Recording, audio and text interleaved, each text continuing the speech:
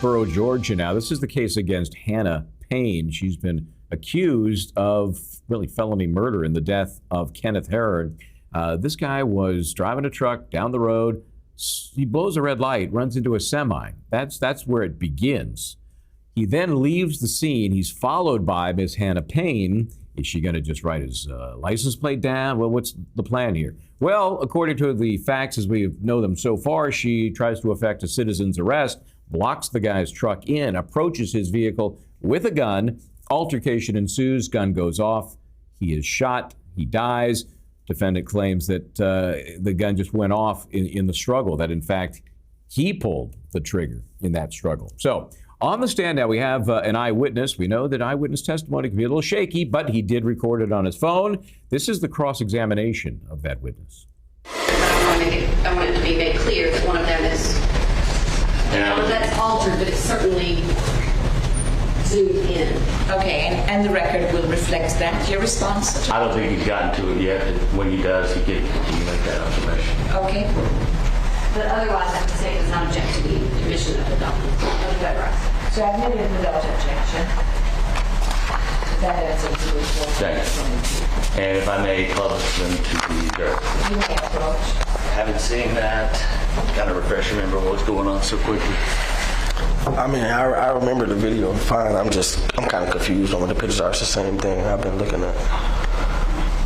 So, but these are fair and accurate? Yes. Okay. Yeah. Mm-hmm. So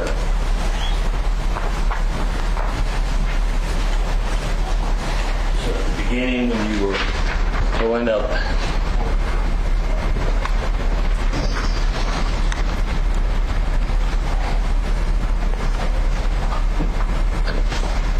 so as you were pulling up on the scene, maybe it's a better.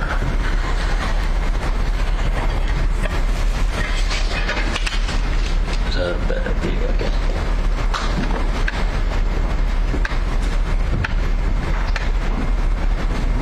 Okay, as you pull out the scene, that would be a shot that you took of your camera from the front of your vehicle, correct? Through the windshield? Correct. Okay, and you said at that time you saw them struggling, if you heard them are yelling. Is that a fair, accurate Yes, there was definitely an argument and a tussle. All right, do you see the vehicles, where they're positioned? Yes.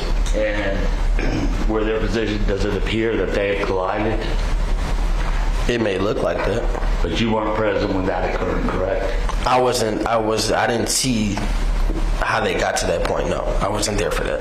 But so it's fair to say when you came into where it is that you can see right through that point. When I approached them, she was already out of her vehicle at his door. And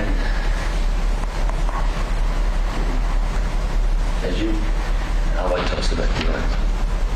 As you refreshed your interview with your memory with the interview with the police officers later on, correct? Correct. Do you recall telling them that she was at the window, banging on the window with the gun? Yes. Okay. And at one point you even said that it appeared that he and her were struggling over the gun, correct? Correct. Okay.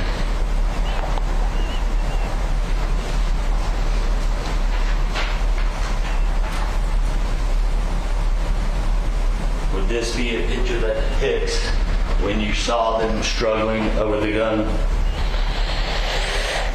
Or is it just the whole struggle was so quick? I think you show other pictures in that pile that could be a little bit more clear. Okay. I might approach your Honor. Yes, you may.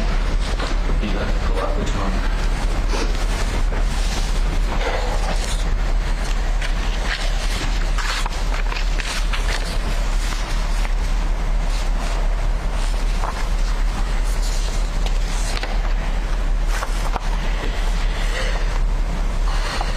That may be the best one that he has. Is there another one that might help show that picture?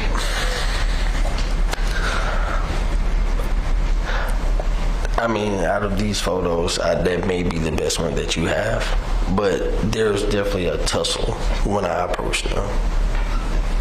Right, here. Now, you say that may be the best depiction of them struggling over the gun, correct? Yes. Okay, so you saw the Miss Payne on her tippy toes right there, correct? I mean, that's the only picture I'm looking at. Okay.